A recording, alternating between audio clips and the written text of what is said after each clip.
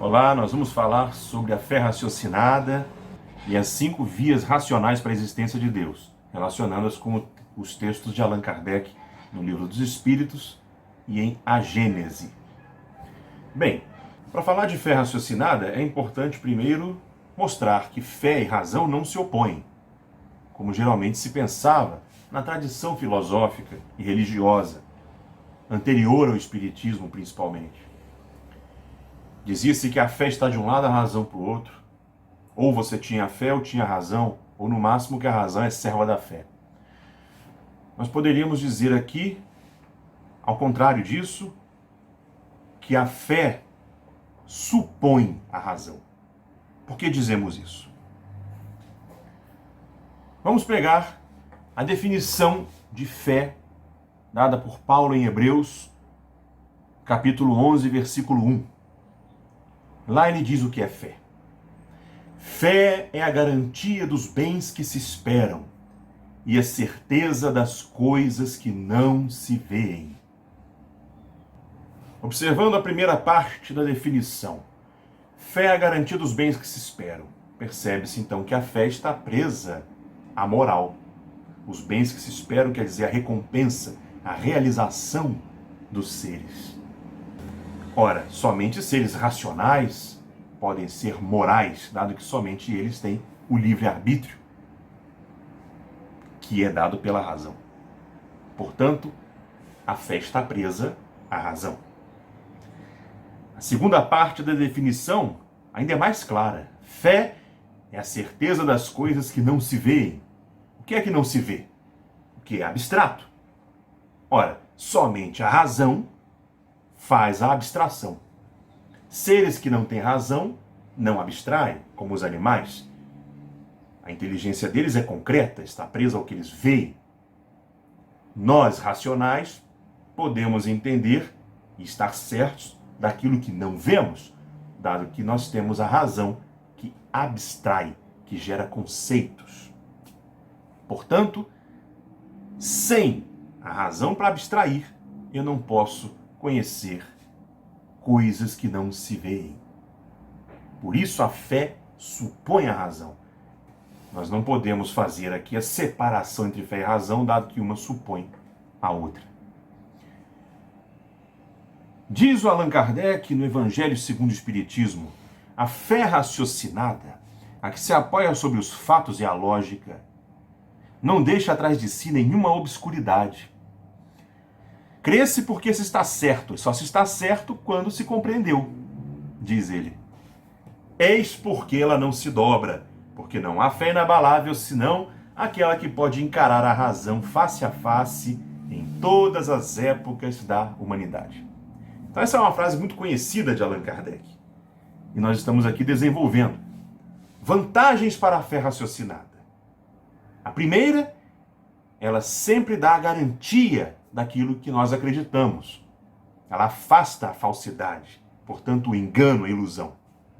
Por outro lado, quando você vincula a fé à razão, ela não está mais presa a outras coisas que normalmente nós prendemos a fé, tradicionalmente. Por exemplo, ao sentimento, à emoção. Muitas vezes as pessoas dizem, Deus existe porque eu sinto Deus. Ou seja, vincula ao sentimento. Porque eu vejo a beleza, eu vejo Deus na flor, eu vejo Deus na criancinha, eu vejo Deus na nuvem. Não, isso nós fazemos quando estamos com um estado emocional que nos permite enxergar assim. Quando estamos de bem com a vida, você vê Deus em tudo. Então você está atrelando Deus a sentimento, não a razão. E isso traz um problema. Porque o sentimento é volúvel. O sentimento vai e vem. Uma hora você está muito feliz, outra hora está muito triste. E se você atrela a fé à emoção, ao sentimento, você torna essa fé frágil. Porque ela também vai ser mais forte ou mais fraca, conforme o seu sentimento em relação a Deus te põe feliz ou te põe triste.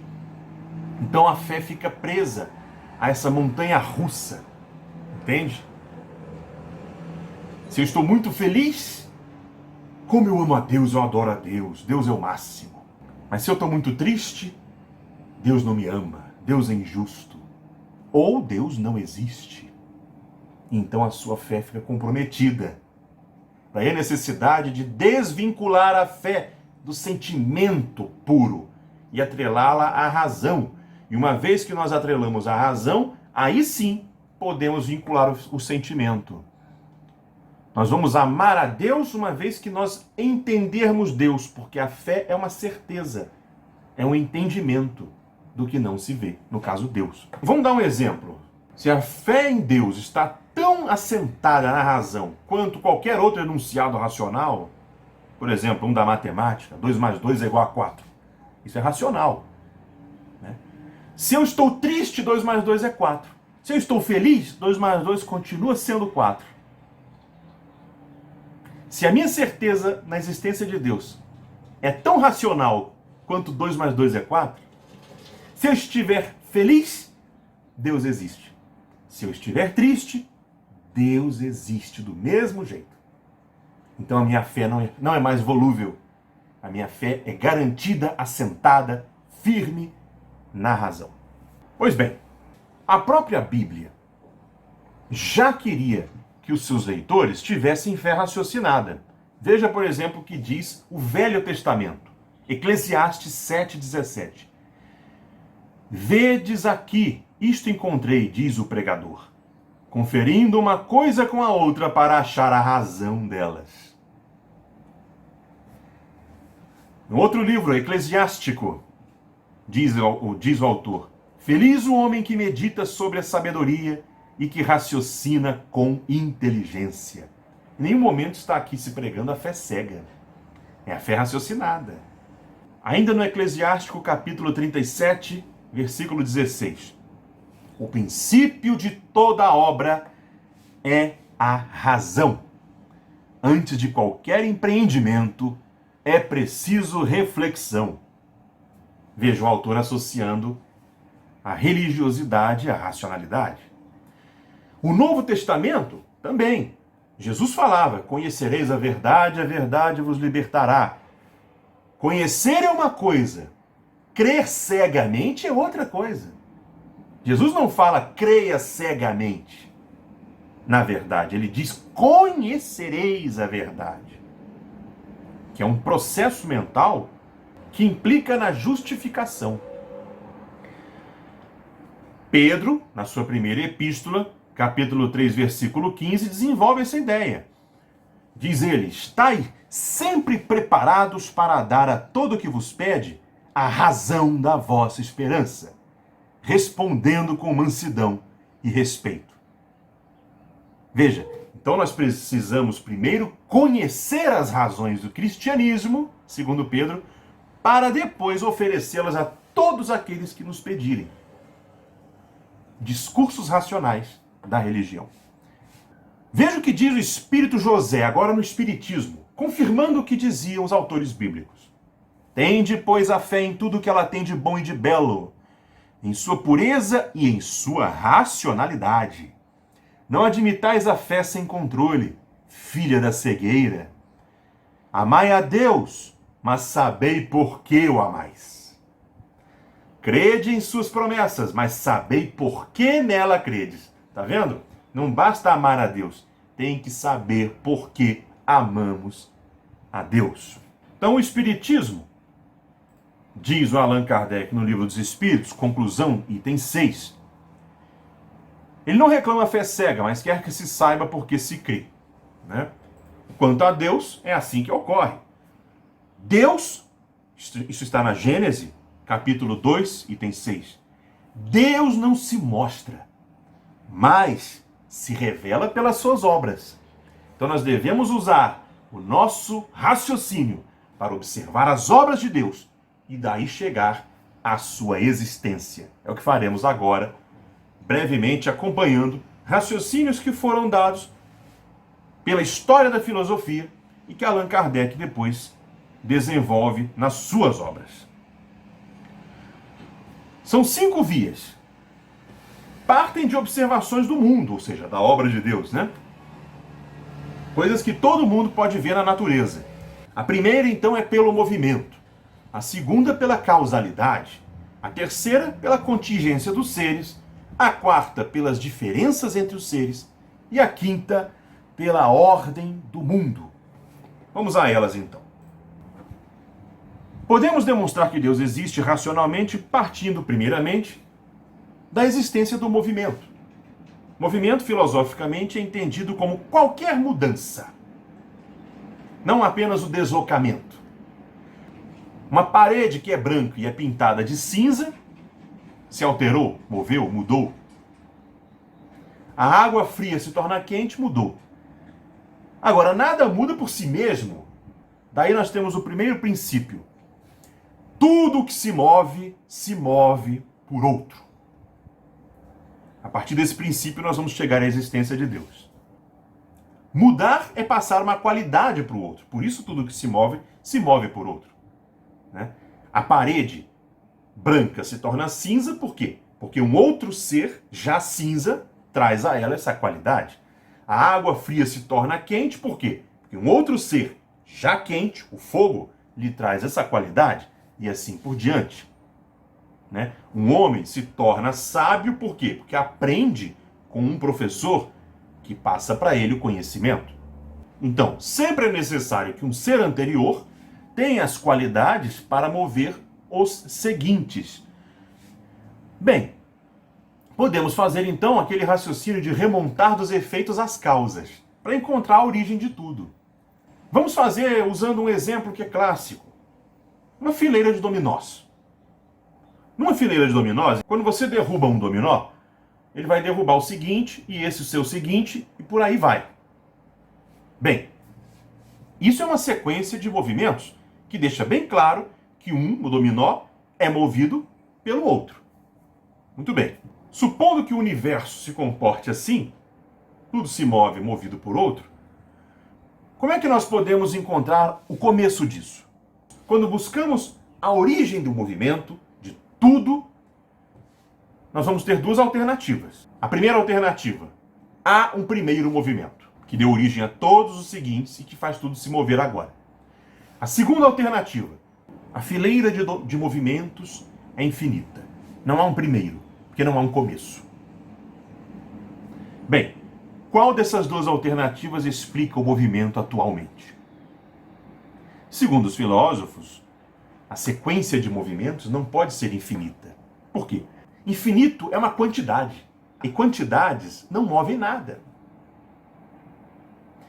Imagine, para você entender isso, uma fileira de dominós enorme, que você não vê o começo nem vê o fim.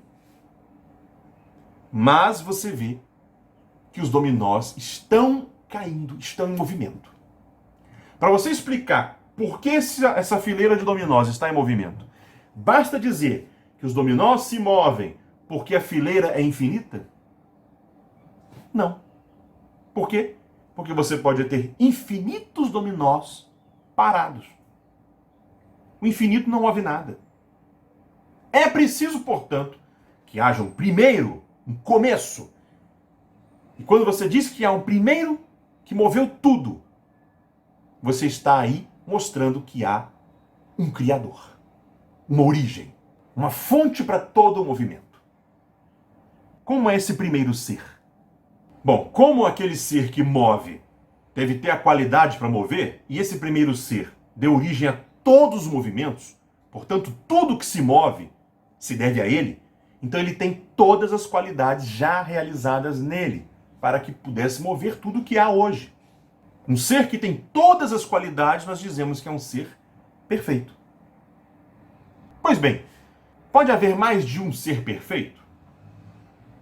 Ora, se você diz que, por exemplo, há dois seres perfeitos, você tem que diferenciar um do outro. Portanto, para achar uma diferença, você tem que dizer que um tem algo que o outro não tem. Ora, se um não tem algo, esse que não tem já não é mais perfeito. Perfeito sempre é um só. Por isso Deus é único. Além do mais, o que é perfeito pode mudar? Ora, mudar é ganhar qualidades que não se tinha, como já vimos. Um ser que é perfeito tem todas as qualidades. Logo, ele não precisa ganhar, por isso ele não se move. O ser perfeito é imutável.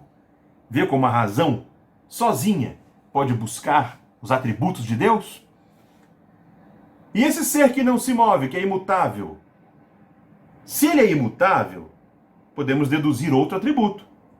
Ele, como não muda, ele não vem a ser, nem deixa de ser. Portanto, ele é sempre. E um ser que é sempre, nós chamamos de eterno.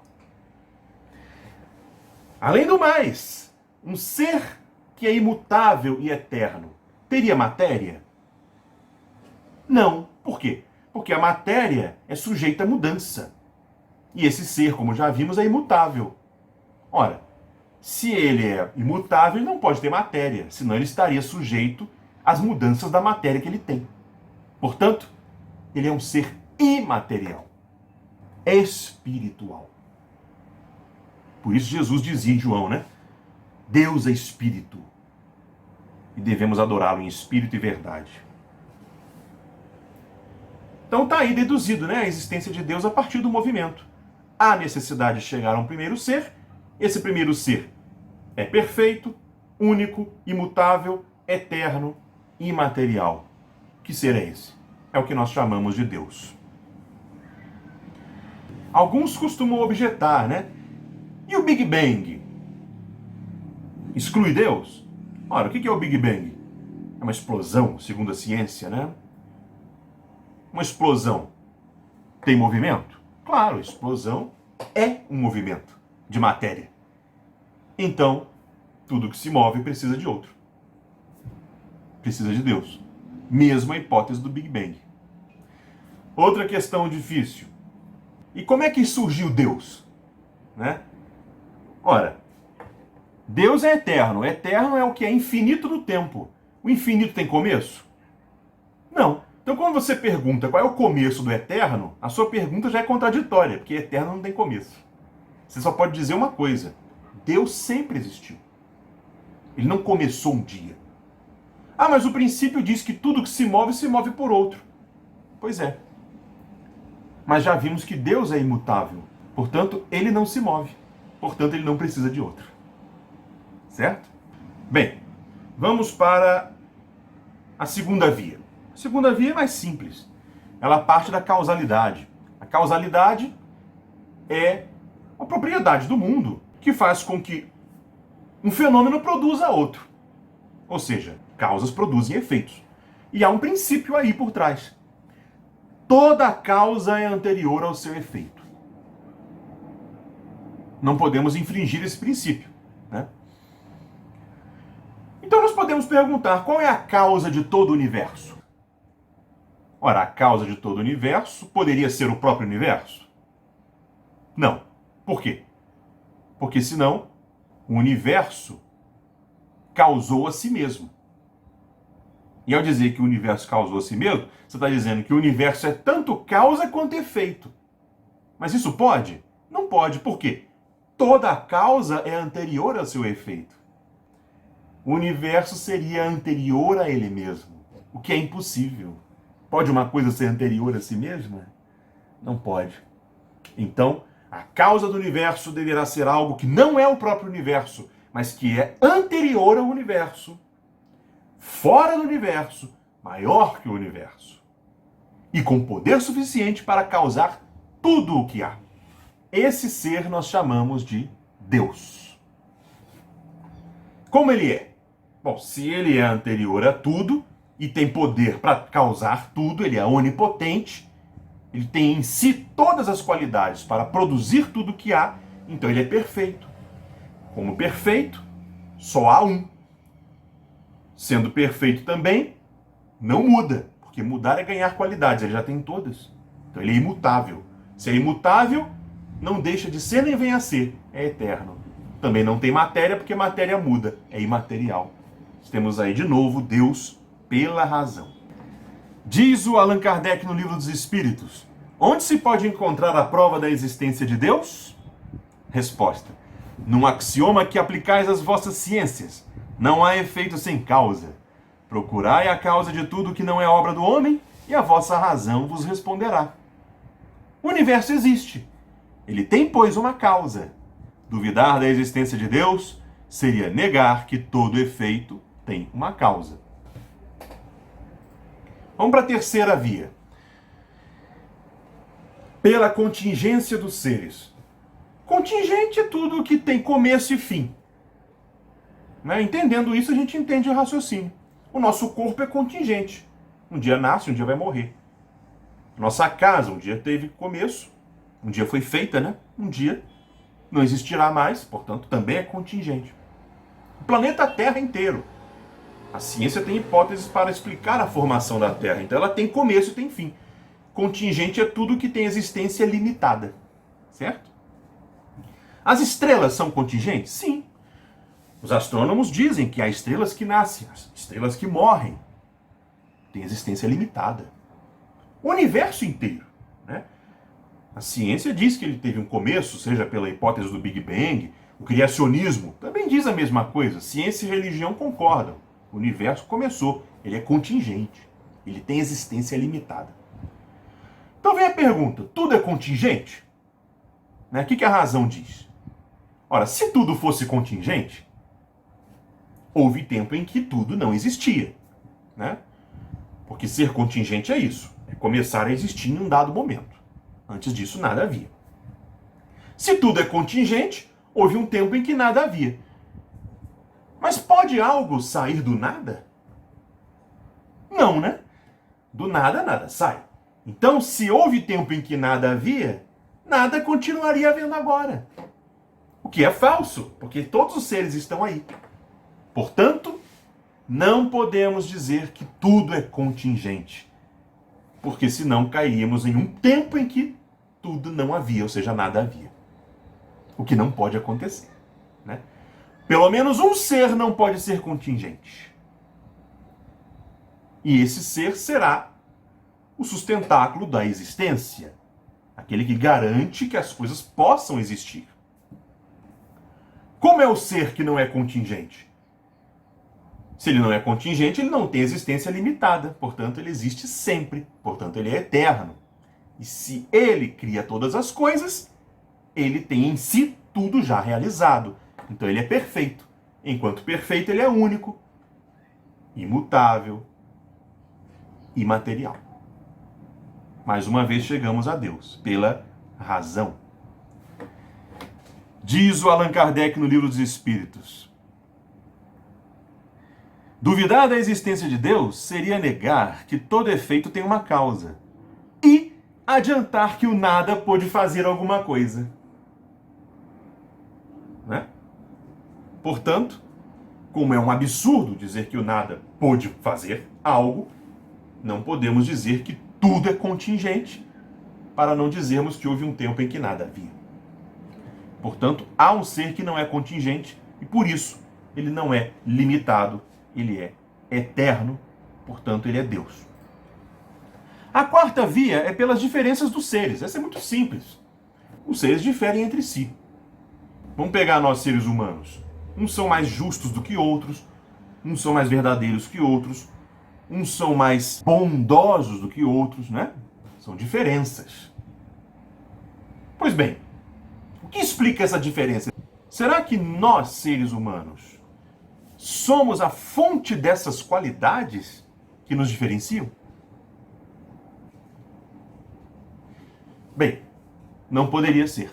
Por quê? Porque se nós fôssemos a fonte dessas qualidades que nos diferenciam, a fonte da justiça, da bondade, da verdade, etc., nós não nos diferenciaríamos. Porque, como fontes, nós poderíamos produzi-las infinitamente e todos seríamos igualados na perfeição. É isso que acontece? Não. Então, claramente, nós não somos a fonte das qualidades que nos diferenciam. Ora, então qual é a fonte? Aí sim, é um ser que está para além desses seres que diferenciam-se uns dos outros, como nós, e sendo ele a fonte das qualidades, ele sim as produz nele infinitamente. Portanto, um ser que produz todas as qualidades em si infinitamente, só pode ser perfeito. Se é perfeito, não muda, é imutável. Se é imutável, não vem a ser nem deixa de ser, é eterno. Se é eterno, é imaterial, Ah, mas e a maldade? A qualidade da maldade nos diferencia também. Então Deus é fonte da maldade? Alguém poderia dizer. Não. O que é o mal? Dizia Santo Agostinho. Mal é a ausência do bem. Ora, o ser que tem todas as qualidades em grau máximo por ser a fonte delas, não lhe falta nada. Então ele não tem nenhum bem ausente nele. Como o mal é a ausência do bem, ele não tem mal. O mal só existe na criatura. Deus não tem nenhum mal. E a quinta via é a via pela ordem do mundo. O mundo é ordenado. Nós não devemos olhar aqui para a desordem que a criatura causa. Mas é a ordem profunda que há nas leis naturais. O universo todo é ordenado por leis. Né? A ciência garante isso, porque é ela que descobre essas leis. Newton descobriu leis. A lei da inércia, a lei de ação e reação, a lei da gravidade, são leis universais que fazem com que o mundo seja ordenado. Bem, nesse mundo ordenado, todos os seres cumprem funções, têm finalidades. Certo? E as realizam. Ora, para que um ser possa cumprir funções e realizar finalidades, é preciso que ele conheça essas finalidades, essas funções para cumpri-las. Ou seja, que ele tenha uma intenção, né? Uma inteligência. Se ele não tem inteligência, ele deverá ser guiado por outro. Senão ele não poderia cumprir nenhuma função. Né? Tomás de Aquino, filósofo medieval, dá o exemplo da flecha. Se você vê uma flecha caindo num alvo, você deve dizer o quê? Que a flecha foi sozinha para o alvo? Não, porque a flecha não teria conhecimento para buscar o alvo. Então é preciso supor um ser que conheça o alvo que dirigiu a flecha. Só assim você explica ela ir para o alvo. Então é preciso um arqueiro, ainda que você não veja. Né? Portanto, todos os seres na natureza cumprem suas funções sem conhecimento do que fazem. A pedra não sabe o que faz, nem a planta, nem o animal. Eles têm objetivos primários, mas eles não sabem qual é o conjunto da obra. Né? E, no entanto, realizam esse conjunto da obra, fazem parte da ordem universal. Se eles não conhecem por si mesmos e cumprem seus fins, é porque são dirigidos por alguém. Alguém que conhece os fins de todos os seres, portanto, onisciente. Um ser que é inteligência suprema e que, portanto, esteja agindo como causa de todas as coisas. Chegamos novamente em Deus. Allan Kardec muda um pouquinho esse exemplo do arqueiro no Livro dos Espíritos. Diz ele: se um pássaro cortando o ar é atingido por um chumbo mortal, julga-se que um hábil atirador o feriu, embora não se veja o atirador. Não é, pois, sempre necessário ter visto uma coisa para saber que ela existe. Em tudo é observando-se os efeitos que se chega ao conhecimento das causas. Veja como é a fé raciocinada. Né? Ela dá uma garantia certa da existência de Deus. Pois bem, Allan Kardec, ainda na Gênese, já no capítulo 1, diz que esse é o critério infalível para as doutrinas filosóficas e religiosas. Né? Qualquer doutrina que infringe os atributos de Deus não pode estar com a verdade. Se uma doutrina diz que Deus é justiça plena, mas condena as pessoas por capricho, infringiu a justiça plena. Entrou em contradição, então essa doutrina não pode ser correta. Se você diz que Deus é a inteligência suprema, perfeita, mas não sabe o que acontece com você nem com o mundo, você está infringindo um atributo de Deus, da onisciência, da perfeição. Então esse pensamento não pode estar com a verdade. Né? Por isso diz o Kardec: a verdadeira religião será aquela na qual nenhum artigo de fé esteja em oposição com essas qualidades, as de Deus, na qual todos os dogmas poderão sofrer a prova desse controle sem receber nenhum prejuízo.